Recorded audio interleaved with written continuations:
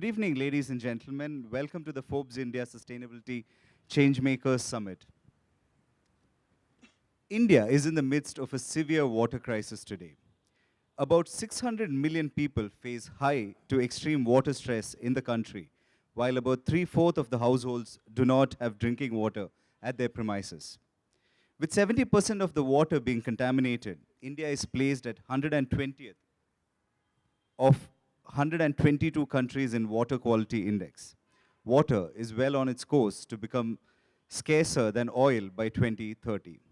Yet, every year, we have Indian cities that are inundated during monsoons. Mumbai perhaps tops the list in that. And then there are newer geographies, for instance, Kerala, where we are seeing floods hit every year over the past 2 years.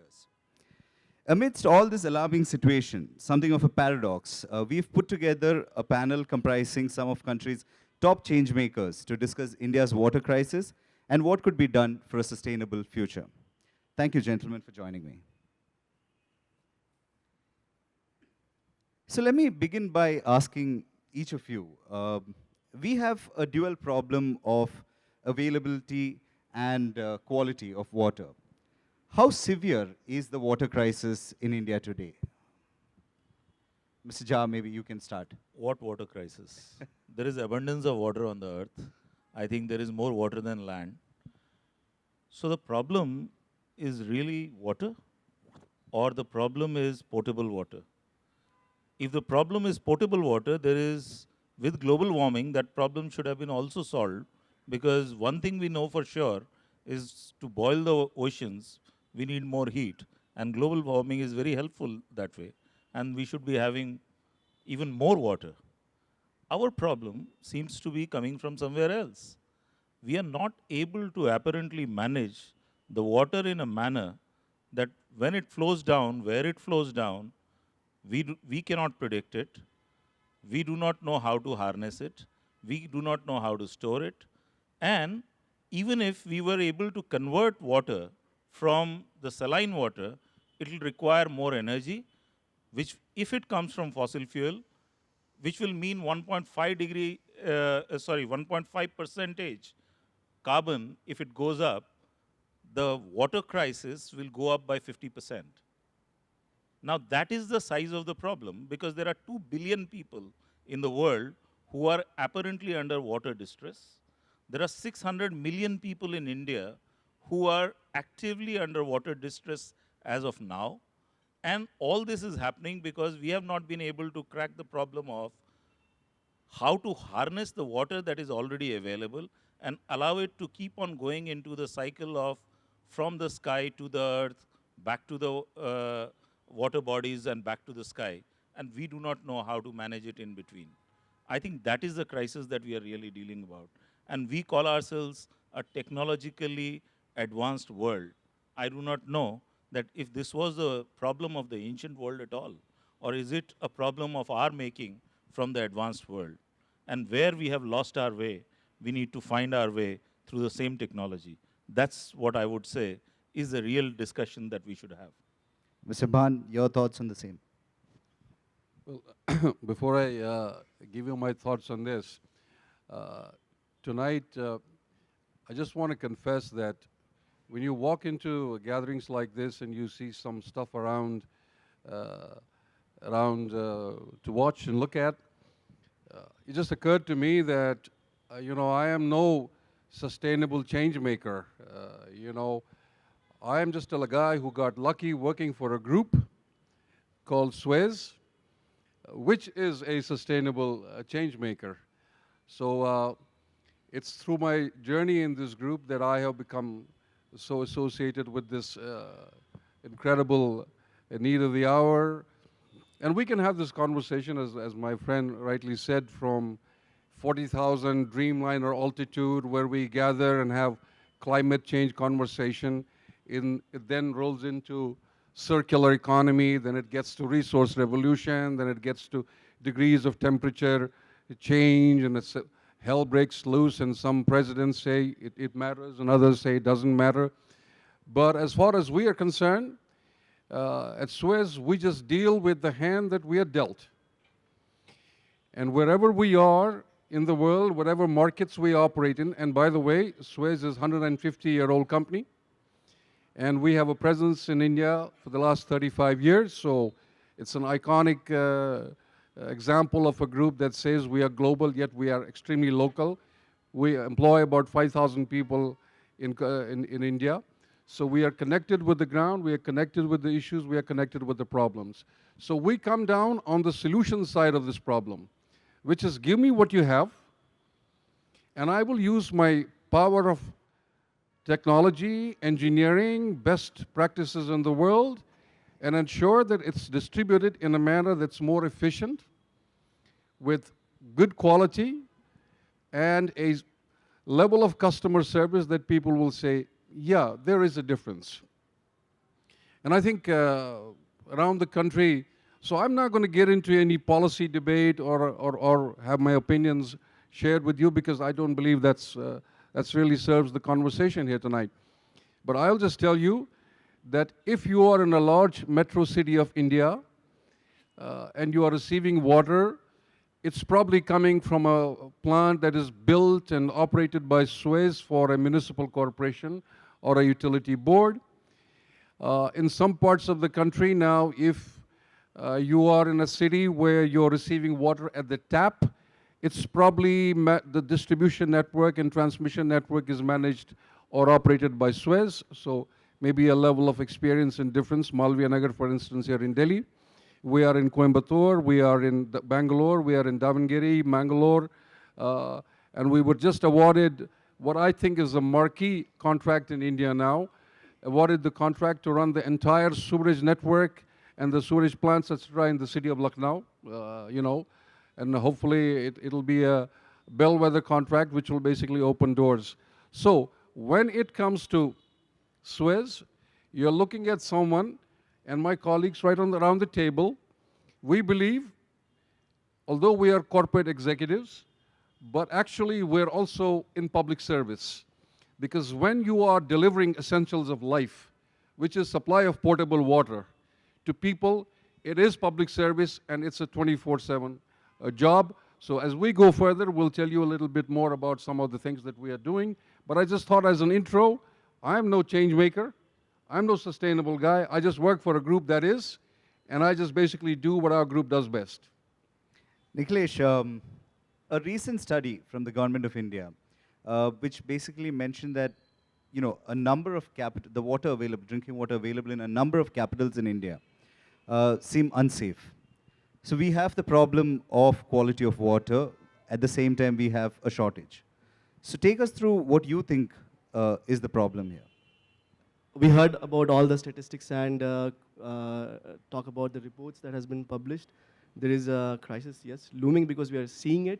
But if I bring some of the different, I would say, view on it, the fresh water which is available through the rain, if I just say for India, is roughly about 4,000 BCM. Pardon the unit, but in the same unit, 700 BCM is something what we need all put together. So if you see what the total supply is from the rain and what we demand, what we need, perhaps the crisis doesn't appear that much. And so where is the crisis? Crisis comes when we look into specific use, irrigation, the major use, user of the water. And even though we have all the big amount of rain, 4,000, the water that we are using as in the available form is 700 BCM, roughly about the same as the demand that we have in aggregate at India level. And the projected demand is going to go double, but supply won't change, it's going to be the same. So when we look into the irrigation sector, yes, there is a deficit. Not all the farms are irrigated, not all the farmers get the luxury of the water. And when we talk about drinking water, we have been hearing about different scenarios of water getting short at summer times. But do you think the supply is more than the demand at the moment? So is that we've not been able to manage it well? What is supply? I think the answer to the question would be in the perspective of what is supply. If I see the supply as rain, yes, it is definitely more than what we need. We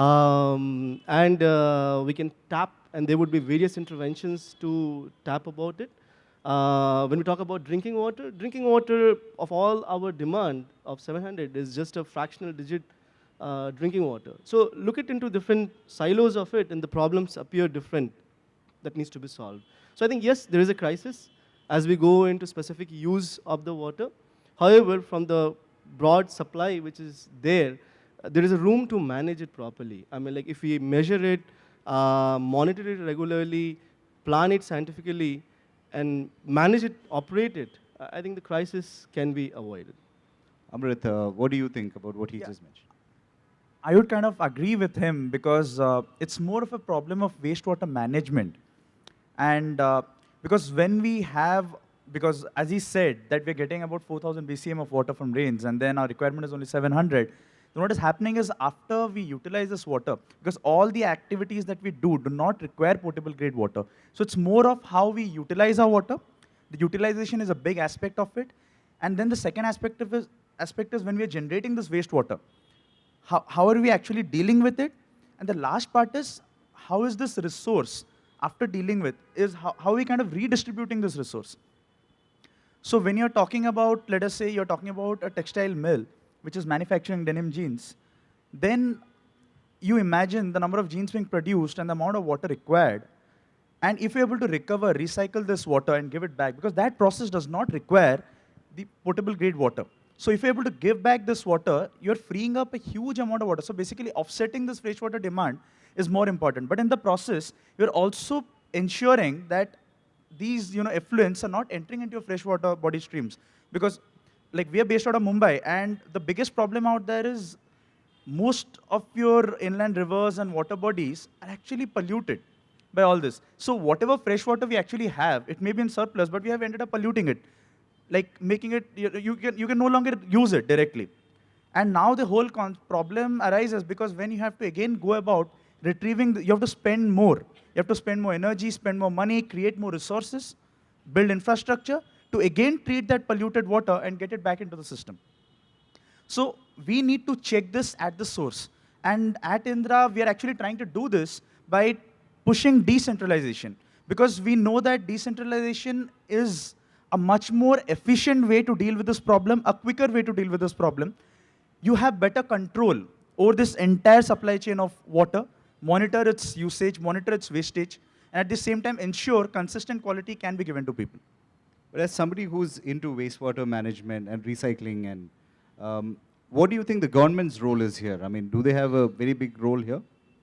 Definitely. See, their private sector is playing, is holding one side of this, puzzle. The government is the enabler here. Like you build favorable regulations and policies. So there has been a good start to this from like, we are seeing better, enforcement of, wastewater norms. We are seeing more better compliance. But at the same time, we also need to see what is the actual charge we are paying. So the actual segmentation of cost of fresh water, that needs to be done in a more regularized fashion vis-a-vis people who are actually saving water. So there has to be an incentive for people who are using that water versus people who are only dependent on fresh water. So your usage pattern should determine the actual, cost of water for you. So that is where the government regulations would come in. You've had, Mr. Jha, you've had some massive success with your company in terms of water management. Take us through some of that steps. Thank you for that question, because Ambuja Cement is actually 6.2 times water positive as of now. And in 2012, it became 2 times water positive. By 14, it was 4 times water positive, and it is 6.2 times now. But if I look at my own company, there are 2 plants, one in Rajasthan and one in Gujarat. Both are water scarce states. That is where I have got one plant which operates with 17 times water positive, 17.7 in fact. The other one in Kodinar district in Gujarat is 12.9 times water positive. Now, why is it that the ones where there is water scarcity, they are more water positive? Because when I'm saying 6.2 times and I'm feeling proud about it, it is like my head is in the oven and feet in the ice. On an average, my body temperature is normal. Because 6.2 times with two plants having more than 10 times water positive means I have got plants which are at 1.5 times, 2.5 times water positive. And where are they? They are in the areas where there is high rainfall, which means that there is something about an attitude of the people about using water. It's about seeing abundance and not caring about it. So we have systematically tried to build programs and sensitize people. And I must confess one thing, that we as leaders who are sitting at the top of the corporate echelon today, unfortunately, we are responsible for a lot of our problems. Because when we were in schools, water and waste were not the subjects. Actually, these are the subjects which our children are talking about. And we do need some amount of reverse mentoring from them. But nevertheless, in Ambuja, fortunately, the founders were having enough vision to start 25 years ago, and the will persistence has shown something very positive that can be done. We had 15 kilometers of salinity into the ground from the sea in Kodinar district.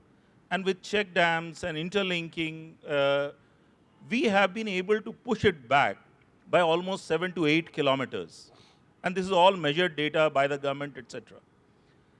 So there are technologies which are known. Micro irrigation is known, which we are, of course, doing through our Ambuja Cement Foundation. We are helping people to understand how to use less water and produce better crops. And therefore, the crop yield with the farmers, wherever our plants are, we work in that area with our Ambuja Cement Foundation. And everybody gets 2 to 3 times crop yield using lesser water. There have been a lot of self-help groups which have been able to now put a lot more water harvesting in place. And rainwater harvesting, unfortunately, a lot of people who do not understand the technology, they end up putting water into the ground, which if it doesn't go to the aquifers, then it simply evaporates back into the air if they are not stored somewhere. And these are things that need to be known. There are people sometimes just do these kind of things without thinking what are the consequences. If there are gypsum layers somewhere below the ground, you're not going to get the water penetration down. So you need to know the technology. You need to know the techniques that allow you to recharge the aquifers and not with the bad quality of water and then treat it again, like the case in Mumbai, etc. So what we have experienced in Ambuja Cement is that there is a science behind this whole water harvesting and making sure that there are visible results for the communities that we serve. And these visible results are the ones which we are willing to share and expand with the help of anybody who is wanting to cooperate with Ambuja Cement Foundation. Please bring in your projects, and we will go not just to the areas where our operations are, but we can go to new projects and new areas. And there are other people, I'm sure, that who are entrepreneurs, who are you are into waste management.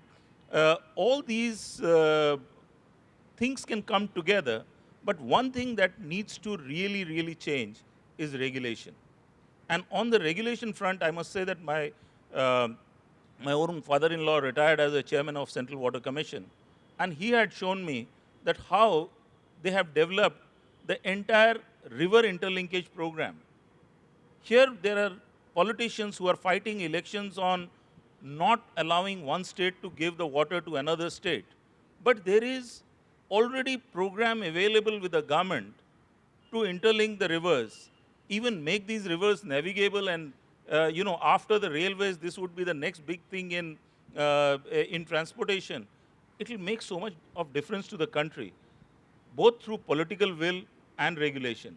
What we have shown is that will persistence pays, and the experiment in Kodinar district is not just one example. We have got other examples, and this will persistence is what is also needed at the regulation level. Nikhilesh, talking about governments, you work very closely with the Andhra Pradesh government in providing them real-time data, data on reservoirs, small, big, all of that. How has that experience worked out for you, and what has been the response from the government? So we started our work with the Andhra Pradesh state government, and now we are working with Ministry of Water Resource and a couple of other state. We started also working with state government of Haryana, Our experience is there was a lack of data at their fingertip. And water users and managers are many. So as sir said about navigation, navigation is also a purpose of water. I mean, like very few would, of us would understand or would have known about it. Hydropower requires water, and irrigation requires water, drinking requires water, and all of these are primarily managed by various departments in the government sectors. And all of them has been taking a little siloed approach. So building a system which integrates data and provide visibility at their fingertips has been a very positive response. We have got a very positive response from them, where water managers has been using this information to take decisions. Decisions very similar to. But how crucial, is providing these information? These are very crucial. I mean, like, let me give you some examples. So we have done village level water budgeting. It is important to know how much water is there in the state and in the district, in a block, and also at a village level, and understanding which village is in deficit, so that your various initiatives like Manrega, driving various water conservation initiatives, various CSR interventions are there to drive watershed plans, can be directed in a more positive manner, and in a way that where there is a surplus village, you may not need to construct check dams. You don't need to invest money there, and rather invest the money, direct the money towards the villages where there is a deficit and there is an issue to address, which is a sheer, I would say, value addition just by getting the information or visibility on the village level water budgeting. And we did it for 18,000 villages, and which drives various functionaries and has been taken up with a very good response in the state. Talking about the government, I mean, like the good work that we did in the state of Andhra Pradesh now has been well received by the center. And right from Ministry of Jal Shakti to various other forums, they have been talking about it. They also mentioned about it in Parliament, and they want to take it to, as a goal, to 10 different states. So I would say the response from the government side has been positive, and it's more about taking the data to them and enabling them towards their decision making. Mr. Bhan, Mr. Jha spoke about the will that we need. But what are some of the challenges that you see today? Let me just, first of all, Mr. Jha remarked that you are in waste business. I wish I were. Because I think if we were, our cities and our country would be much more cleaner, and you would see a difference. But we are struggling to find an appropriate business model, a bankable business model that makes it a sustainable business. Because unfortunately, so far in our country, we have not paid adequate attention to this kachra problem that we have. We still think that somebody is going to come every morning on your doorstep, take a bag, and what happens to it after that, it just gets somehow sorted. It doesn't. It gets piled up and it gets not dealt with. So we're not in waste business, but hopefully someday perhaps we will be. And our guys are constantly trying to find some models of making it work. So we are purely on the water side of the business present in the country. A couple of observations to suggest that India is not a water-stressed or water-challenged country, in my view, would not be a correct conclusion. We are. There are some numbers out there that we have 4% of the water resources, but take your pick what percentage of the population, and of course this resource is not that evenly spread across the country. And whenever conversation in India on water occurs, it's generally limited to metros and maybe tier 1 cities. That's where most of the focus is. Most of us are not aware of the challenges that people have in the rural areas. And I can tell you from a personal experience, in the time that I have been in this position, there is only one project that has brought me enormous personal satisfaction and happiness, and that was in the state of Rajasthan, in the districts of Hanumangarh, Ganganagar, and one more in the Triangle. We implemented a project of 150 decentralized small water treatment plants that were supplying to local rural communities who hadn't seen a portable glass of water in their life. Once those projects were commissioned, I can tell you the lives of the people changed, and we earned so much blessing and goodwill, and we continue to operate those plants, and I think that's still one of the highlights, certainly, of our company and my team. There is a lot of stress out there. You talk to people who don't see a bucket of water or have to travel a long distance to do that. But coming to some of the things, positive things that are happening, we must not be so pessimistic. In the cities in India, there is a lot of focus now going on in improving infrastructure, delivery of services, treatment. Very recently, we've had some conversation in Delhi about the quality of water in Delhi. We must remember the quality of water is not only a function of the treatment it receives from the raw water to treatment and then discharge out of a treatment plant.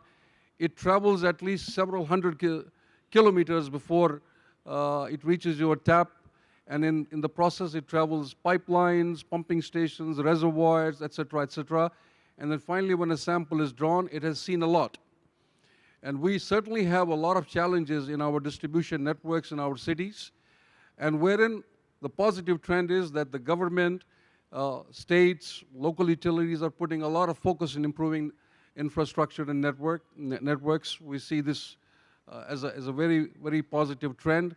So going forward, whatever supplies you have, you'll see better quality of water, more what we call less number of complaints.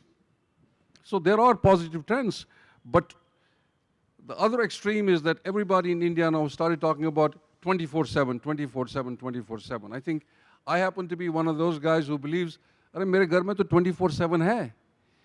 पानी की supply 2-3 घंटे आती है, वो एक underground tank में चली जाती है, वहाँ से एक पंप लिफ्ट करता है और घर में मेरा हमेशा पानी होता है. लेकिन उस पानी की क्वालिटी क्या है, उस पानी का उसमें कॉलीफॉर्म्स वगैरह हैं क्या है, उसके लिए एक आरओ लगाइए और काम चल गया. So this is another manifestation of 24/7, but this is not really 24/7. The problem is that our networks are poor. With this intermittent supply, they get even in a worse condition. Metal fatigue, it breaks, there is contamination, there is infiltration of undesirable things into the network, and that affects quality. But thank God for these water purifiers, and certainly we hear that there is a problem with them too now. Some people think that they should not be used, but for now, I think they are necessary. But there are positive things happening, but these changes are only happening within the large metro and tier 1 cities. Somebody talked about sewage treatment. I think this is absolutely an area where we have to go as a country, not only treat sewage, but also recycle it and reuse it. This is absolutely a must, and there's a lot of focus on it from the government as well. And if we had done as good a job of treating our sewage, or we have been treating our sewage, then our most river systems would not be in a state of condition that they are in. And we have got to do a better job of it, because this water recycled is definitely required. Since we are short on time, I'm going to invite the closing comments from all our panelists. How do we, sort out this severe mess that we've built ourselves, the water crisis that we have? So we need to be very clear about what our next tasks are. And it is about the focus of, as he mentioned, that recycling as much water possible. Because every time you're recycling that water, and preferably since we are focusing on recycling water source, you are able to provide, offset that freshwater demand. And at the same time, you're also, you're kind of eliminating the need, if you're doing it at point of source, for a lot of other infrastructure, a lot of losses that could have happened along the way. The second thing we need to do is we need to start monitoring our resources, right from how much of freshwater reserves we have, how much we're getting in, and how much is getting actually distributed, where are the losses actually happening. and our consumption patterns.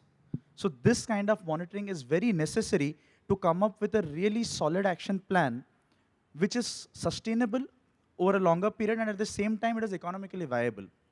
But the most important thing is sensitizing our entire public, because people need to realize that water is not a topic for the future, it is for the present.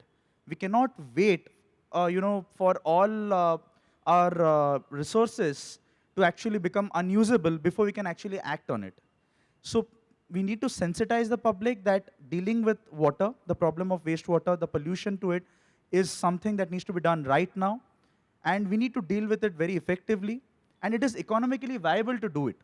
So business owners also, people who are really dependent on water for their businesses, really water intensive businesses, they need to realize that it has to become a significant part of their water management, of their actual business planning. So I would leave with these closing comments. Yeah, Mr. Jha. I would say that there are two categories in which I would divide this issue of how do we go forward from here. Number one is acting on the tested hypothesis. There are already known technologies, known methodologies, known things. Maybe a bit of regulation around that should help us to adapt quickly and make it almost compulsory for things which are sustainable so that everybody uses it. So it's not the lack of knowledge, it's just the lack of application, and we need to deal with that lack of application either through awareness and self-initiative. But if people can't show self-initiative, there has to be regulation. So that's one way to one part to deal with it. But as you rightly said, that there is a greater problem of sensitivity, of understanding that this is an important subject. I wouldn't be averse to an idea of actually having the board committees which are constituted of people below 30 years of age, who are sitting on those board committees on sustainability, on water usage, on waste usage, etc. And their recommendations could be binding on the companies. Because here is the role for reverse mentoring of the generation which has been completely insensitive in its younger growing years to this development that has become a necessity to understand that we are actually borrowing from our children and we are not leaving enough for them. And therefore, it is important to do something about that. And finally, there is also a role for innovation and technology that needs to improve things. For example, there is no reason why the water that I use for washing my hand should not be the water that is used for flushing. The problem is, how do you store it without the bacterial growth taking place over there? And how does it become an integral element of the complete system design at an individual house level, at companies level, at municipal level, etc.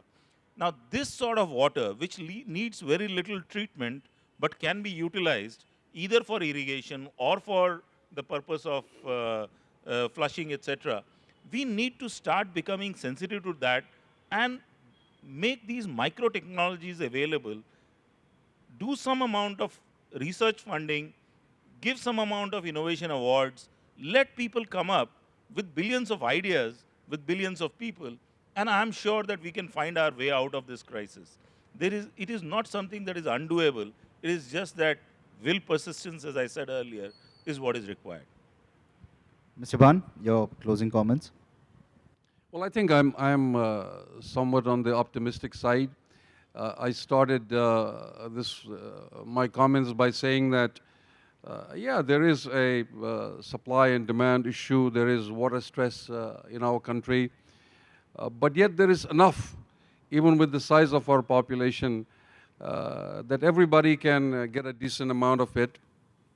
But we have to just shift back and say that the art of changing the old paradigm to achieving some level of equity in distribution and availability, there is science, technology, engineering, and experience behind it.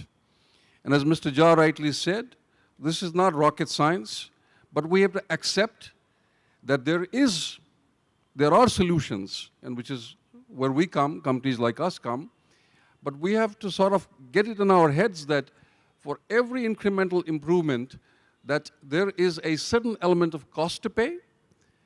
And often what I find a little bit challenging, and I don't want this to be misunderstood, that sometimes there's a trend in our mindsets in this country that we say, we want a lowest cost solution, quality is not important, and that's why sometimes we end up at the race to the bottom. The solutions we implement do not achieve the outcomes that we want them to, because fundamentally we don't focus on appropriate investments to get appropriate quality.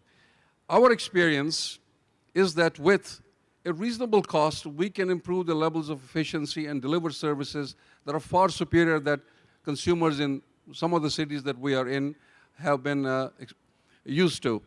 So, the other thing is that India has such a large coastal line. I mean, we are surrounded by sea for the most part. And some of these coastal states have abundant opportunity to sort of augment their supplies. Desalination is an approach which tends to be a little expensive, and therefore people tend not to sort of go in that direction. I get that, I understand that, but yet there are solutions and technologies available to deal with that. But as far as our metros are concerned, I can assure you there's plenty. We are involved in so many projects that are fixing the distribution. Distribution is a problem. In some cases, you know, if you are producing 1 million liters of water from a plant, by the time it gets into the distribution and to its destination, you could have lost between 45, 50, 40% of it through the network. There's hundreds of kilometers of travel, a liter of water travels. And if we fix that, we have 45% extra water. Otherwise, that water today is going into the ground.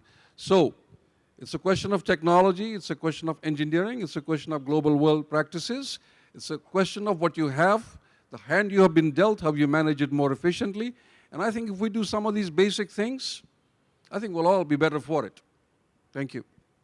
Nikhilesh, what do you think? Yeah, being the last one, I think it's a tough one. Most of the points have been put very rightly. So I'll just add on to it. So, I mean, the extent of the crisis or the perception of the crisis to us mostly is what we see, and sometimes we see water crisis as a drinking water crisis.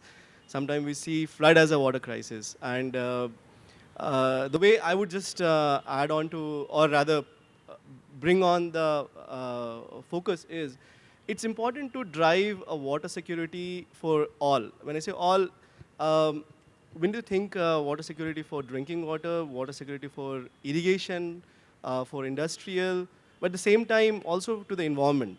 When we talk about flood as a problem, water is a system. Rain coming from the evaporation, coming to the river basins, coming to the river, and then we using in different use forms. It is required to see this as a whole system. An integrated approach is required.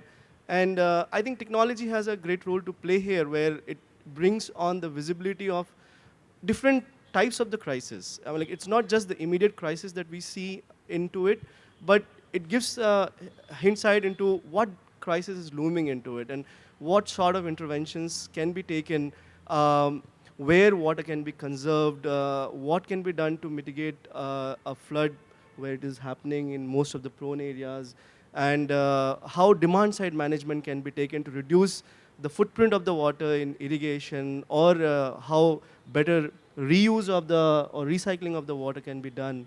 I think that's the remark from my side. So thank you so much, gentlemen, for joining me, and thank you, audience. We hope you had a good session. Thank you.